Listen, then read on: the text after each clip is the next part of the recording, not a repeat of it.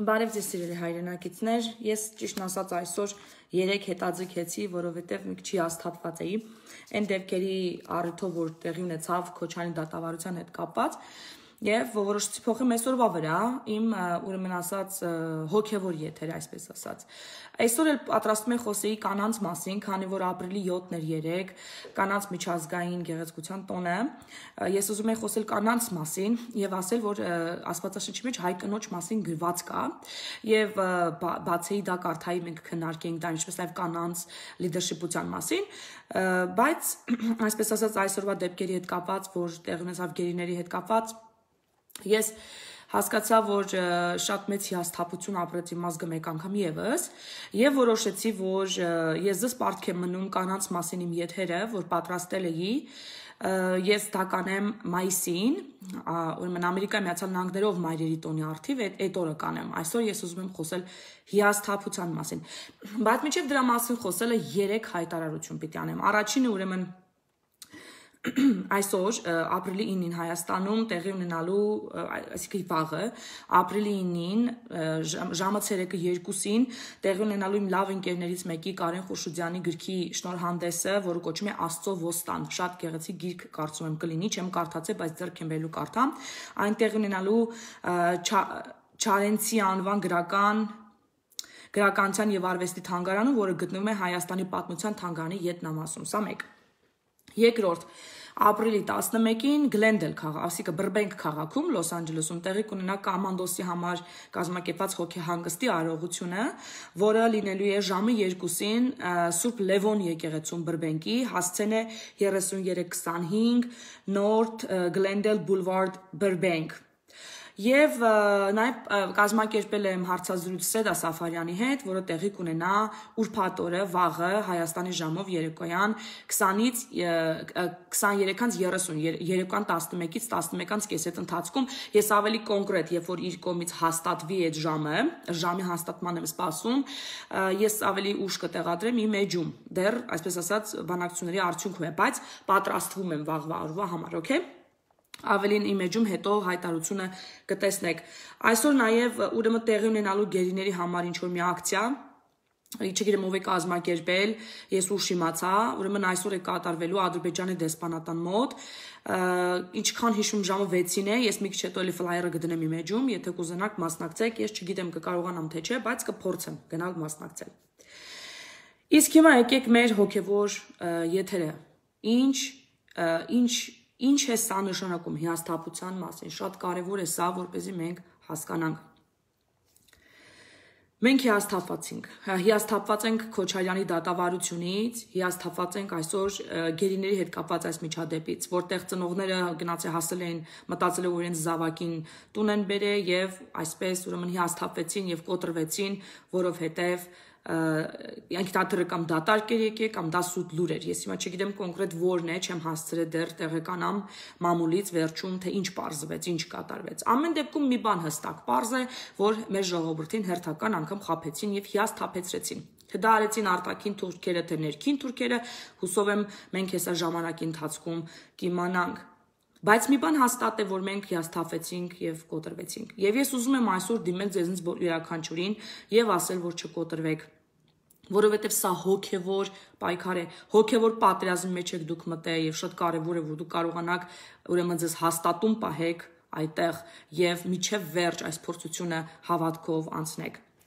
Եվ այսօր տեսնում ենք, որ սատանան ամենավերջի եղկելի ձևով ծիծաղում է մեր ազգի վրա։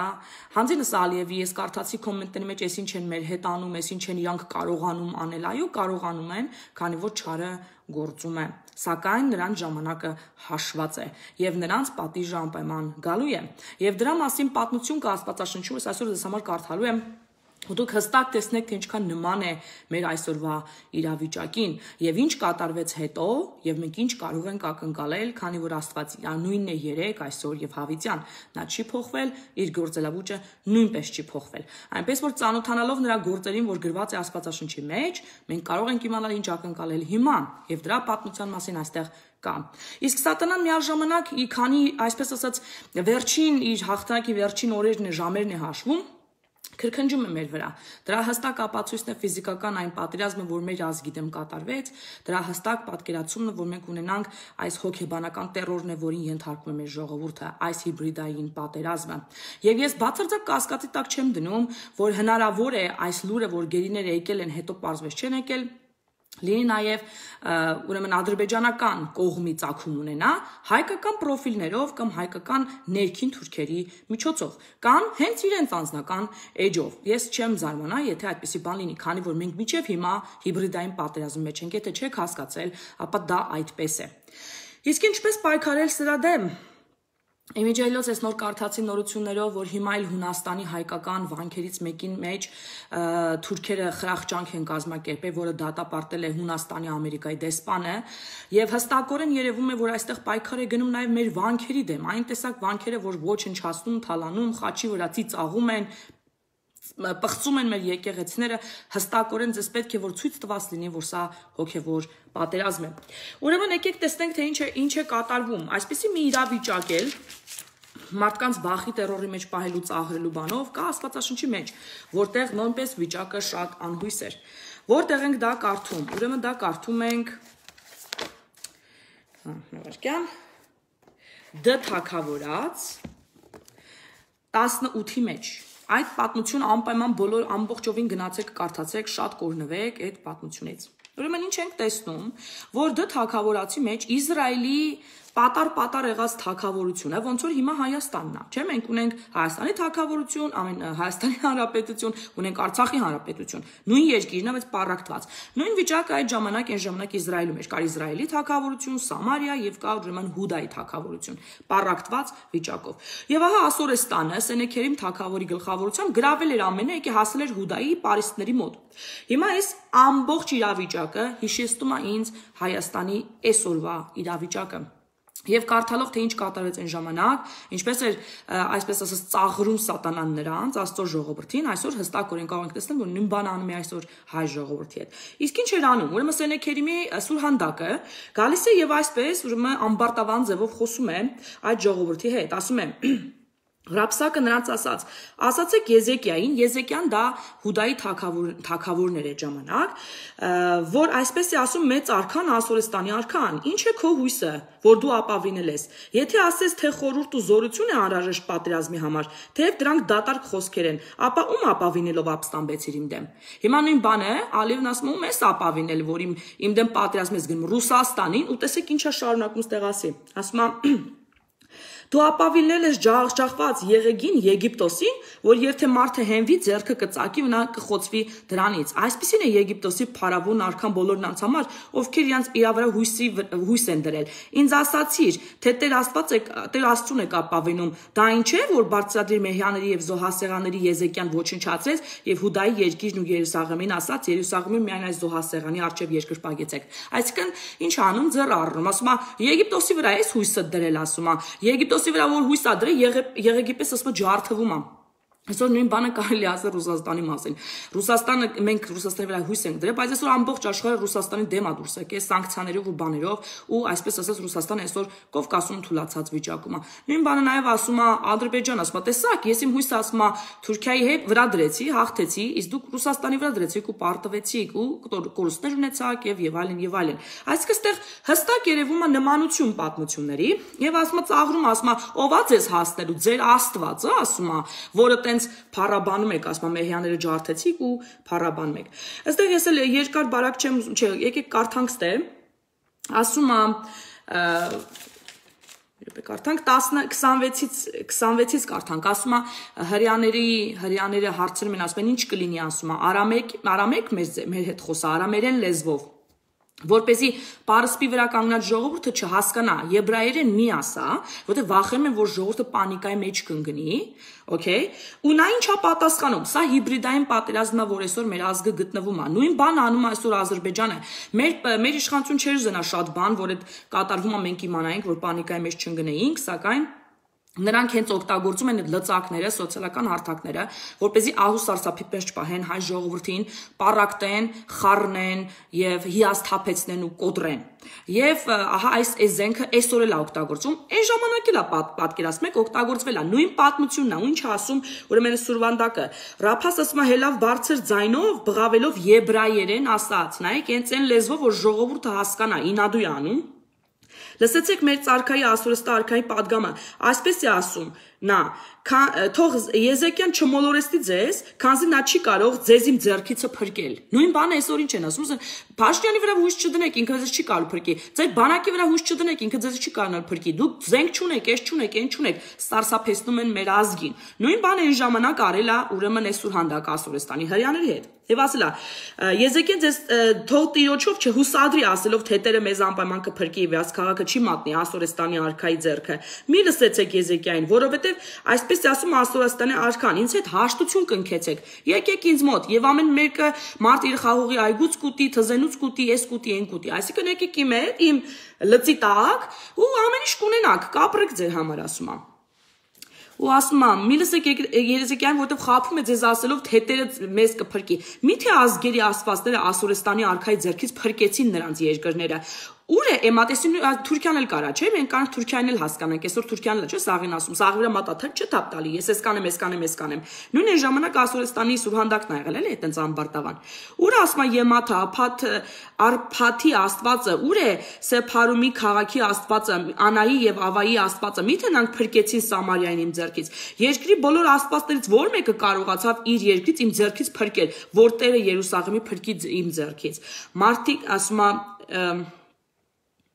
Իմ ձեռքից, ասում մարդիկ լռեցին ու ոչինչ չպատասխանեցին։ Ահա։ Հիմա ինչ տեսանք, տեսանք հիբրիդային պատերազմ։ Այն ժամանակ էլ հիբրիդային պատերազմը այդ տեսք ուներ։ Սուրանդակը գալիս էր եբրայերով գոռում էր, պարսպից ժողովուրդը լսում էր, արդեն մեկը մեկին ասում էին,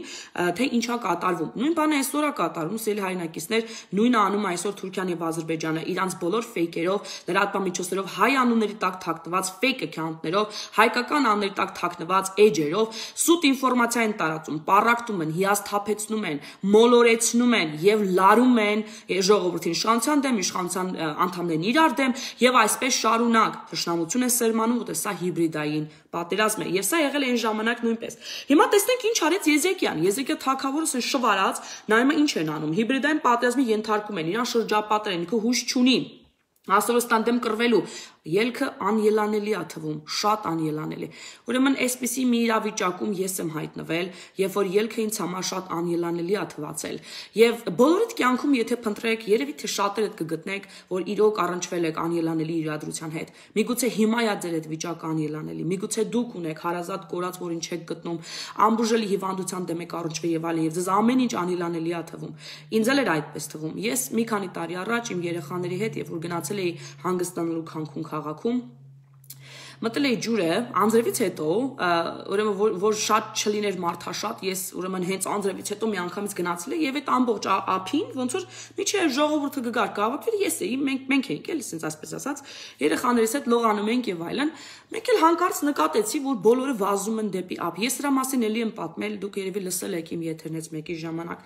բոլորը վազում են դեպի ափ ուրեմն այդտեղ ասենց բարձր պատ կար մեջտեղ աստիճաններ շատ մարդիկ աստիճաններով չէին իջնում այդ պատից թռնում էին դեպի ծովը։ Ոսն զարմացած նայում եմ ինչա կատարվում էս մարդիկ, ես ձև պանիկայով ափ եմ վազում, զարմացած նայում եմ ինչու բան են գոռում, չեմ հասկանում։ Հետո ես հասկացա, որ իրան գոռում են fish, այսինքն ձուկ անգլերենով։ Ես շուրջս նայեցի եւ տեսա մի հատ ակուլա, մեծ ակուլա, որ գալիս էր ուղիղ մեր վրա։ Հիմա պատկերացրեք ինձ ծովի մեջ գիրկս ունեմ ընդամենը 2 տարեկան, 3 տարեկան իմ աղջկան այդ ժամանակ շատ փոքր էր իմ փոքրիկ աղջկս, ամ 6 տարվա դեպք եմ ձեզ պատմում, իսկ մյուսս, որ ընդամենը 7 տարեկան էր, այդ կրուգի մեջ այդ նստած ուրեմն մի քիչ ենկոմ լողանում ա։ Ես գրկեցի իմ երեխուս ու քայլ արեցի դեպի ափ, որ առաջին ռեակցիան բնազդաբար է, չէ, ուզում ես փրկես, չէ, առաջինը երեխուդ ես գրկում եւ հանկարծ լսեցի իմ մեծ աղջիկս, որ գոռաց հետևից, մամ ինձ մենակ մի թող, ինձ տեղ մենակ մի թող։ Ու ես կանգ առա։ Հիմա պատկերացրեք մոր վիճակը, որ մի ձեռքով գրկել է 2-3 տարեկան երեխային, մյուս ձեռքով փորձում է գնա եւ բռնի մյուս երեխային, որը կռուգի մեջ է 7 տարեկան ու ավելի է խորանում օվկիանոսի մեջ ու իրան դեմ դիմաց, աչքը հառած նայում է թե ոնց է ակուլան գալիս իրա ու իր երեխեքի վրա։ Պատկերացրեք այդ պահը, ինչքան անհուսալի իրավիճակ պետք է լինի։ Ինչքան մոր համար դժվար, երբ որ պիտի ընտրություն կատարես, որ մեկին փրկես, երկուսին չես կարող փրկել, ինչպիսի անհուսալի հուսալի իրավիճակ է եղել։ Ու ես նայեցի վերև ու գոռացի, բարձր ինչքան կարայի Աստված օգնի ինձ։ Ընդամենը 3 բառ կարա լինի ձեր աղոթքը, սիրելիներս, բայց 3 բառ այնքան սրտով ասված, այնքան հավատքով ասված, որ կարա փոխի ամեն իրավիճակ։ Եվ ես աղոթեցի, ինչ պատահեց։ Պատահեց այն, որ մարդիկ, որոնք ինձ օտար էին, ինձ երբեք չեն ճանաչել, նույնիսկ ուրիշ ազգ էին, ամբողջովին գցվեցին այդ օվկիանոսի մեջ, եկան եւ ինձ եւ իմ երեխաներին հանեցին, իսկ Ակուլան այդպես էլ իր համար շրջագայում էր, կարծես մեզ չէր էլ նկատում, որովհետեւ ես ունեմ ամենազոր Աստված, որ ամեն տեսակ գազանի, այդ թվում նաեւ շնաձկան բերան կարող է փակել եւ քեզ ամեն տեսակ իրավիճակից դուրս բերել ապահով, եթե դու Աստծո ձեռքը բռնած ես քայլում եւ քո հույսը Աստված է։ Ցանկացած անելանելի դրության մեջ հույսը Աստծո վրա դիր, երբեք մի հանձնվիր, երբեք չթողես սատանան քեզ խաբի, Աստված քեզ սիրում է եւ նա սպասում է քեզ, որ դու նրան կանչես ու նա քեզ փրկի։ Երբեմն նույնիսկ չի էլ սպասում, փրկում, հետո ասում ես արեցի, որ դու իմանաս, որ դու Աստծո ձեռքերի մեջ ես ու սիրված ես։ Եվ այսօր մեր ազգն է նա ձեռքերի մեջ ու շատ սիրված է, չհուսահատվեք հանկարծ, չթողեք թշնամին ձեզ խաբի, սիմպտոմներին չնայեք, դուք նայեք, չնայեք իրավիճակներին, նայեք ձեր Աստծուն, ձեր հայացքը երկինք պահեք, ոչ թե Ակուլայի վրա, որովհետև փրկությունը ձեզ ուղղահայաց է գալու, ոչ թե հորիզոնականից։ Հիմա տեսնենք ինչ արեց ուրեմն Ասորեստանի, այսինքն Իսրայելի Աստված Եզրասը, այս իրավիճակում, երբ որ անհնար էր, հազարավոր զորքը շրջապատել իր փոքրիկ քաղաքը, Հուդայի թագավորությունը, պարիսպները չէին կարող նրանց պահել, անելանելի վիճակում իր ազգը հերիք չի հիբրիդային պատերազմին ենթարկվում էր, նրանց եբրայերենով ասում են, թե նրանց հետ ինչ են անելու, կամ նրանց ոչ մեկ չի փրկվելու եւ այլն։ Ինչ արեց Եզեկիան։ Եվ 19-րդ գլխի առաջին խոսքի մեջ կարդում ենք. Եվ Եզեկիան լսեց արքայի падգամը, պատառոտեց իր զգեստները, քուրձ հագավ ու մտավ Տիրոջ տուն, գնաց աղոթելու։ Թագավորը ծնկի իջավ, քուրձ հագնում են այն ժամանակ, երբ որ սգում էին, հա, որ ցույց են տալի մենք ինչքան անվղիթավիճակի մեջ ենք Աստված մեզ նայի, այդ ժամանակ մարդիկ քուրձ էին հագում։ Եվ նա մտավ, ասում է, Աստծո տուն, եւ հետո Սուրհանդակ ուղարկեց Եսայի մարգարեի մոտ, եւ տեսեք ինչ ասում Եսայի մարգարեն։ Աստված լսել ասում է քո աղոթքը, նա ինչ ասում։ Այսպես ասացեք ձեր Տիրոջը, ասում է Տերը, այսինքն ձեր թագավորին գնացեք ասեք, Եսային ասում, այսպես է ասում Տերը, Աստվածը։ Մի վախեցեք այն խոսքերից, որոնցով Ասորեստանի արքայի ծառաները ինձ հայհոյեցին, այսինքն Աստծուն հայհոյեցին, ասում է։ Ես նրանց այնպիսի մի ոգի կներշնչեմ, որ նա մի գուժ լսելով իր երկիրը կվերադառնա, եւ ես նրան կոչնչացնեմ իր երկրի մեջ, ուշադիր եղեք Աստծո պատասխանը, ու սա է հայ ազգի պատասխանը, նա նրանց իր երկրի մեջ է ոչնչացնելու, ուշադիր լսեք, որտեղ Աստծուն հայհոյողը, մեր վանքերը պղծողները Աստծուն հասնում են այդ հայհոյանքները, նա լսում ամեն ինչ իր ժամանակին եւ իրենց երկրի մեջ նա պատժելու է նրանց։ Հետո տեսնենք ինչ է ասում։ Եվ այսպես ասեց Եհուդայի երկրի արքա Եզեկիան, սա 19-րդ գլխի 10 խոսքը ասում է. Թող որ Աստված, որին ապավինել ես, քեզ չամբարտանացնի մտածելով, թե Երուսաղեմը Ասորեստանից, մի րոպե, ներողություն, այստեղ մի բան պետք է ասել։ Ուրեմն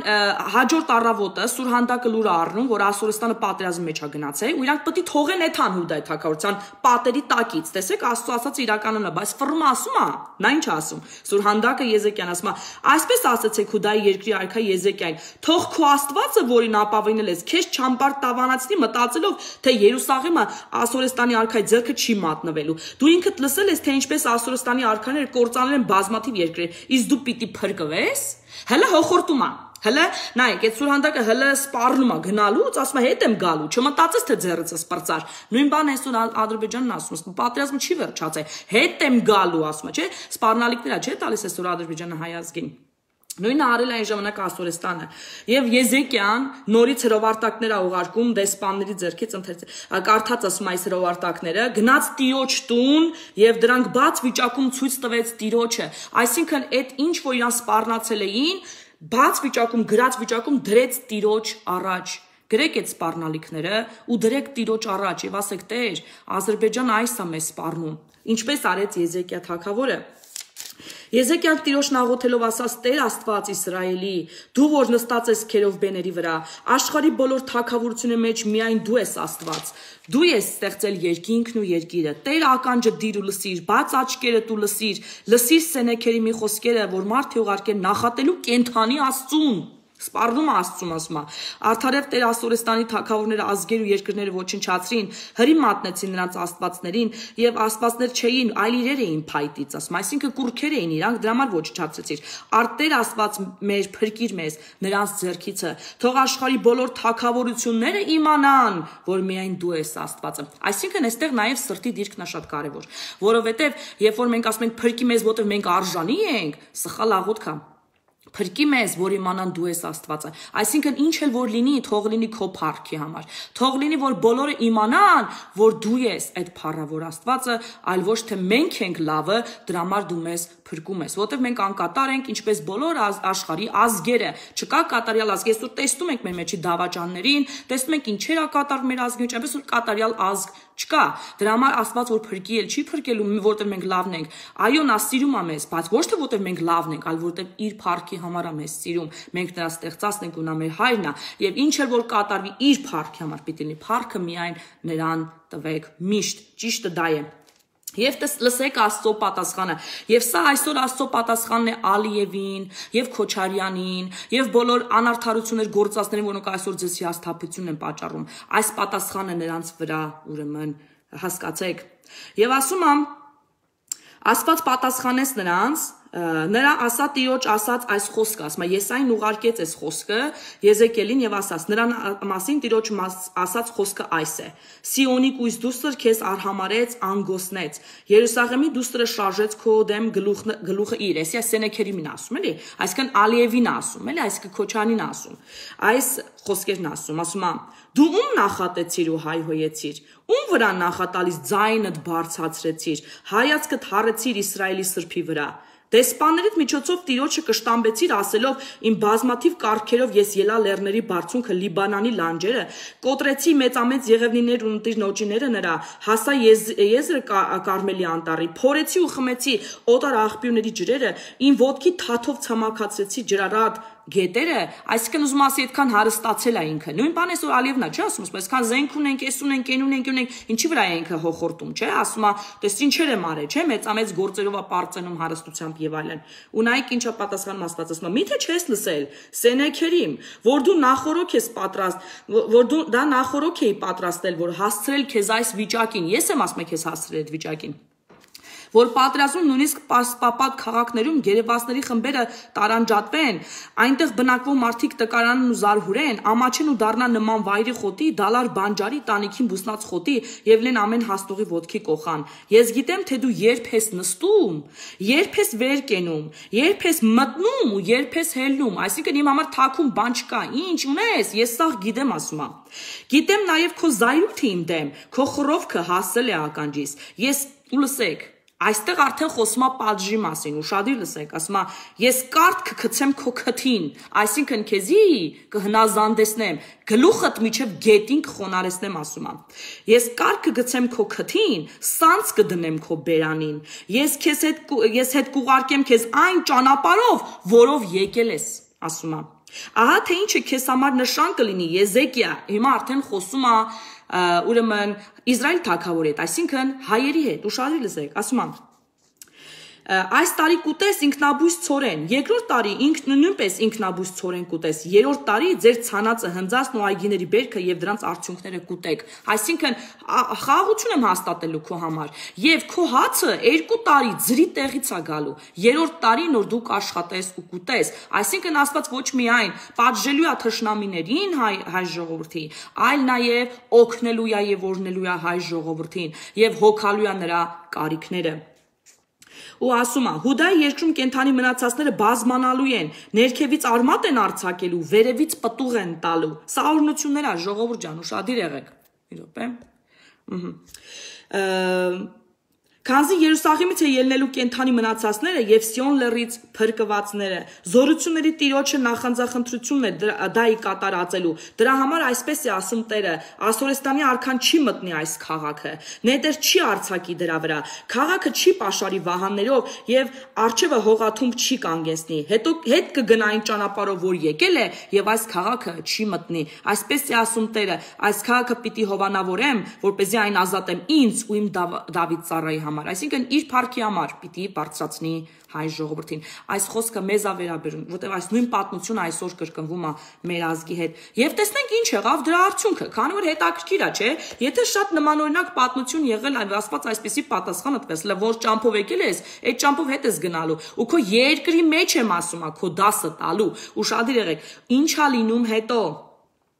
Խոսք 19:35-ի մեջ արդեն հստակ երևաց այս պատմության ավարտը։ Ասում է, երբ որ գիշերը վրա հասավ, Տիրոջ հրեշտակը եկավ եւ Ասորեստանի բանակից 185,000 մարդ սպանեց։ Եվ առավոտ կանուխ վերապրողները ելան տեսան, որ բոլորը մեռել են։ Ասորեստանի Սենեքերի մարքան չվեց ու գնաց բնակվեց Նինվեյում։ Երբ նա երկրպագում էր իր Նեսրակ Աստծու տանը, նրա որդիները Աղդամելիքն ու Սարասարը նրան սրով հարվածեցին եւ Արարատի երկիրը փախան, նրա փոխարեն թագավորեց իր որդի Ասորդանը։ Այսինքն ինքը իր հողի վրա սպանվեց իր իսկ զավակների ձեռքով եւ նրանք մեռան հրեշտակի ձեռքով։ Այնպես որ այսպես ասած Աստծո բաները անքննելի են։ Մենք չգիտենք որն է Աստծո ծրագրերը։ Ինչ պիտի անենք մենք այս իրավիճակում չհիասթափվենք։ Մեր աչքերը պահենք ուղղահայաց, այլ ոչ հորիզոնական, ոչ թե երկրների վրա, ազգերի վրա, այլ Աստծուն պիտի ապավինես, որովհետև նա կարող է փոխել ցանկացած իրավիճակ եւ Եզրասի պես պիտի վարվենք եւ մեր հույսը դնենք մեր Աստծո վրա, որովհետև նա ամեն ինչ տեսնում է եւ իր ժամանակին ամեն ինչի վերջը տալու է։ Так Աղոթեք, հա, այստեղ գրել եմ, որ չմոռանամ ասեմ, սա ինձ հուշած միտք է, էլի Սուրբ Հոգուց, ասում է՝ մի փոքրիկ հավատքի կայծը հավատացյալները, մի բուռ հավատացյալների վառած կայծը կարող է մի ամբողջ խարույկ ուրեմն պատրաստել, մի ամբողջ կրակ բռնկվի, այնպես որ փրկությունը այդ մի բուռ հավատացյալներից է, որոնց մեջ կարող ես լինել դու, եթե դու ունես իրական հավատք, աղոթքդ բարձրացրու եւ միջնորդիր հայ ազգի համար հուսահատվելու տեղը կանչիր Աստծուն, նրա արդար դատաստանը եւ նրա փառքի համար թող այս ամենը լինի։ Եսիա մարգարեն պատվիրում է 19-ի Այստեղ մի քանի խոսքեր եմ ձեր համար ընտրել, խառը ուզում եմ կարդամ, որովհետև արդեն չեմ իմ մտքերից էլ արդեն չեմ հասկանում ինչ եմ գրել։ Այստեղ ուրեմն առակների մեջ, առակած ուրեմն 24-ի, այսինքն հա 24-ի 25-ի մեջ գրած է։ Այստեղ իմիջիալոց իմ ավետարանի մեջ քան որ խառն է էլի 30-ի տակա չգիտես ինչի հայտնել, բայց սա առակած 24-ի 24-ից 25 խոսքերն է, սա վերաբերում է Քոչարյանի դատավորներին, հա, ովքեր որ ուրեմն անարդար սահմանադրությունը փոխեցին, իրանց հակով կարեցին եւ ազատեցին ոչրագործներին։ Ուրեմն նրանց համար խոսք Աստվածաշնչում, որ կուզեմ առիթ օգտագործեմ ու ասեմ։ Առակած 24-ի 24-ի մեջ ասում է. ամբարիշտների արդար ասողը պիտի արժանանա ժողովուրդների անեծքին եւ պիտի լինի ազգերի կողմից, իսկ նրանք, որ կհանդիմանեն ամբարիշներին, պիտի բարի համարվեն եւ բարի օրհնություն պիտի գա նրանց վրա։ Այնպես որ Աստծո ձեռն ամեն ինչ, ամբարիշտների կողքին կանգնողը կիսում են նրանց պատիժը նրանց հետ։ Իսկ Եսայի մարգարեն այսպեսի մի խոսք ասեք 41:10-ի մեջ, ասում է դու մի վախեցիր, քանզի ես քեզ հետ եմ, մի խաբվիր, քանզի ես եմ քո Աստվածը, ես որ զորացրի քեզ, օգնեցի քեզ, պահպանեցի քեզ իմ արդար աճովը։ Մենք միշտ ասում ենք Աստված մեզ լքել է, բայց արդյոք այդպես է։ Ցանկացած ազգերյանց երկիրը պետությունը կորցրել են, վերացել են, ազգեր են վերացել աշխարհից, իսկ հայը ամենահնազգույն ազգերից մեկը կա ու դեռ իր պետությունը ունի ու դեռ լինելու է ու դեռ բարգավաճելու է, որտեղ Աստված մեզ պահել է, զորացրել է ու էլի է շարունակելու։ Ինչ որ ինքը արել է, էլի շարունակելու է։ Ասում այդ Աստծո պլանների մասին որ ասեցի, նայեք ինչ ասում Աստվածաշունչը։ Եսայի մարգարեության 29:11 խոսքը ասում է. «Քանզի ես միայն գիտեմ իմ մտադրությունները, որ խորհում եմ եւ պիտի խորհեմ ձեր մասին», ասում է Տերը, «խաղաղության մտադրություն եւ ոչ թե չարության։ Դրանից հետո ես հույս կտամ քեզ եւ դուք կկանչեք ինձ եւ կգնաք եւ կաղոթեք ինձ եւ ես կլսեմ ձեզ, կփնտրեք ինձ եւ կգտնեք, որովհետեւ ինձ փնտրելու եք ձեր ամբողջ սրտովը»։ Եվ այսպիսի վերածնունդ, այսպիսի հավատքի գալ, որ ես եմ տեսնում պատերազմից հետո հատկապես, սա պատահականություն չէ, սա իսկապես մեզ շատ բան է ուզում ասի, որ Աստված մեզ հետ է, նա մեզ հետ է եւ այս ամենով մենք վերադառնում ենք, չէ՞ որ ֆիզիկական կյանքը չի միայն այլ հավիտենականությունը։ Ես մի հատ ուրեմն բան եմ նայում, քարոզ եմ նայ, որտեղ քարոզիչը ցույց է տալիս մի մեծ պարան, որի վրա ընդամենը մի փոքրիկ մասնիկն է կարմիր, մնացածը սպիտակ ու երկար, ու ասում է տեսնում եք այս կարմիրը, սա ձեր ֆիզիկական կյանքն է, մնացածը ձեր հոգևոր կյանքն է, եւ չարժե այս մի կտոր բաժնի համար ամբողջ հավիտենականության ձեր ապագան կործանեք։ Մենք պիտի ամեն ինչին հոգևոր աչքերով նայենք, ամեն ինչ չի որ ֆիզիկական է, այն նաեւ հոգևոր է, եւ դրա համար մենք պիտի միշտ հոգևոր մեր աչքի առաջ պահենք եւ փորձությունների մեջով անցնելով հասնենք մեր թագին։ Եվ ասում է այս փորձությունների մասով ինչ է ասում Հակոբոս թղթի առաջինի 12 խոսքը ասում է. «Երանելի է այն մարդը, որ համբերում է փորձությանը, որովհետև եթե փորձության մեջ հաստատուն լինես, կստանաս կյանքի փսակը, որ Տերը խոստացավ իրեն սիրողներին»։ Ուրեմն հենց այս խոսքով էլ ես ավարտեմ ու մենակ ասեմ. ինչ շնաձուկ էլ ձեր վրա գա, ինչ էլ պատահի, ինչքան էլ անելանելի իրավիճակը թվա, վերև նայիր, քո օգնությունը Աստծուց է գալիս եւ ցանկացած գազանի բերան կսանձահարվի, ցանկացի քթից օդ, ինչ են ասում, կարդ կգցի Աստված եւ նրանց կխոնարեցնի իրենց իսկ երկրի մեջ, քանզի դու ապավինում ես ամենայն բարձրությանը, ամենայն մեծությանը, ամենայն զորությանը, թագավորի իշխանների իշխան միակ կենթանի Աստծուն։ Եվ երբ որ դա անես, իր գահի մոտ գնա փառաբանությամբ եւ գոհունակությամբ, ամեն ինչի համար որ դու ունես, թեկուզ հենց կյանքի համար որ դու ունես, այն մարմնի համար որ դու ունես, որ ոտքեր ունես, ձեռքեր ունես, կամ կյանքդ դեռ ունես, ու դու շատ բան կարող ես փոխել այսօր քո կյանքով ուրիշների կյանքում, որ դու կարողանաս նրանց աչքերը բացել հոգևոր բաների վրա, որ նրանք տեսնեն իսկական թշնամին ով է պայքարը ճիշտ տանեն, եւ երբ որ գնաս գահի մոտ, գնա փառաբանությամբ, գնա գոհունակությամբ, գնա սիրով եւ Աստծուն խնդրիր ու քեզ անպայման կտրվի, որտեւ Աստված իրեն սիրողներին աղոթները լսում է եւ նրանց բարձրացնում եւ զորացնում է։ Աստված ասում է Առակաց 46:10-ի մեջ, ասում է. հանդարտվիր եւ իմացիր, որ ես եմ Աստվածը։ Ուրեմն հանդարտվեք եւ իմացեք, որ նա է Աստվածը, իսկ խոսքը նրանն է ու վերջնական է։ Չհուսահատվես իմաստ, ոչ մի պարագայում թևերը չթուլանան, չկախվեն, աղոթք բարձրացրու Եզրաս թագավորի պես եւ գնա առաջ եւ իմացիր, որ քո հաղթանակը եւ քո օգնությունը երկնքից է գալիս եւ նա քեզ այս փորձության օվկիանոսից, շնաձկերով լցված օվկիանոսից անվնաս հանելու է իր արևոտ ափը։ Այսքան է, հաջողություն ձեզ։ Իմիջիայլոց ես հիմա YouTube-ով գնում եմ ինչ է գրում մամուլը, ուրեմն նորությունների համար լայվ անեմ, եթե ուզում եք տեսնեք ինչ է գրում մամուլը, մի քանի կարևոր իրադարձություններ, միացեք ինձ 10 րոպեից YouTube-ում։ Հաջողություն ձեզ։